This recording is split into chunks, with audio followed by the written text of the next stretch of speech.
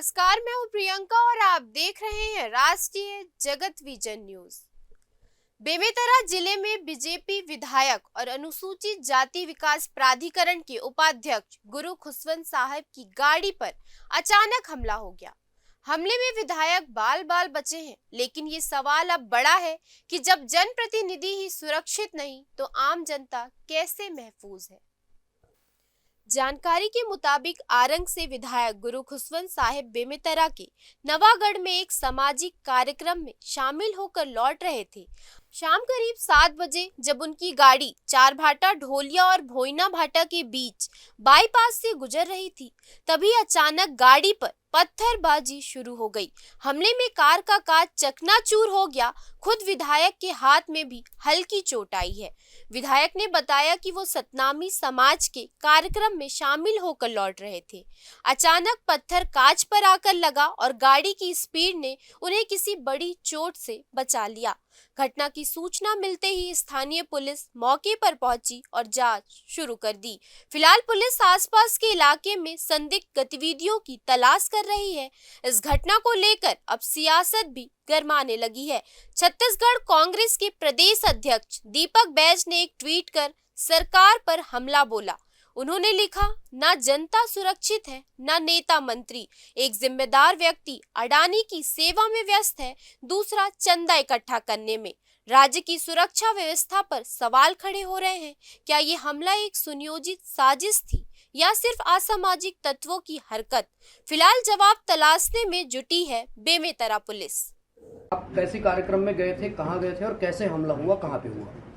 हमारे सामाजिक कार्यक्रम था, सतनामी समाज का जो हमारा सतनाम सेना संगठन है, उसके विस्तार के लिए हम सब बैठक लेने गए हुए थे। हम और रिटर्न हम वहाँ से आ रहे थे नवागढ़ सतनाम भवन से फिर हम रेस्ट हाउस गए।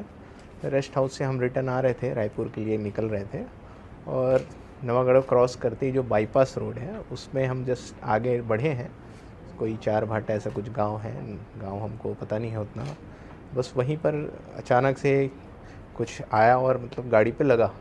अब वो पत्थर था कि क्या था ये तो पता नहीं मुझे, क्योंकि जस्ट वो लगा, एकदम जोर से आवाज़ आई और समझ ही नहीं आया कुछ। फिर आगे हम 50-100 मीटर में रुके, तब हमें दिखा कि पूरा जो ग्लास का जो बारीक बारीक जो चूरे होते हैं वो पूरे मतलब कपड़े में आ गया था, हाथ में लग गया तो हाथ में पूरा ब्लड आ गया और पूरे बिखरे हुए थे।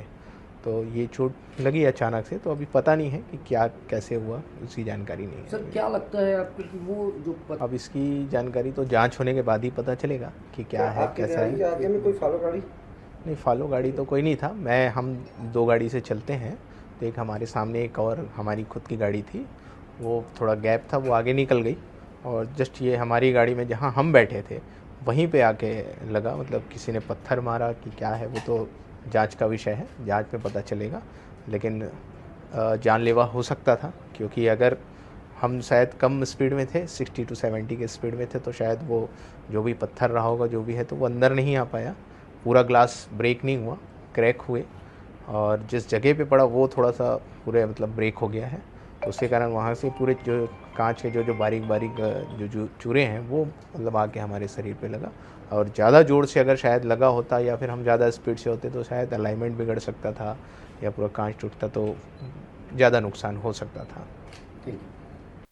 बड़ा सवाल ये है कि क्या आने वाले समय में नेताओं और आम लोगों की सुरक्षा सुनिश्चित करने के लिए प्रशासन को कोई ठोस कदम उठाएगा, या फिर इस तरह की घटनाएं राजनीति के शोर में दब कर रह जाएंगी।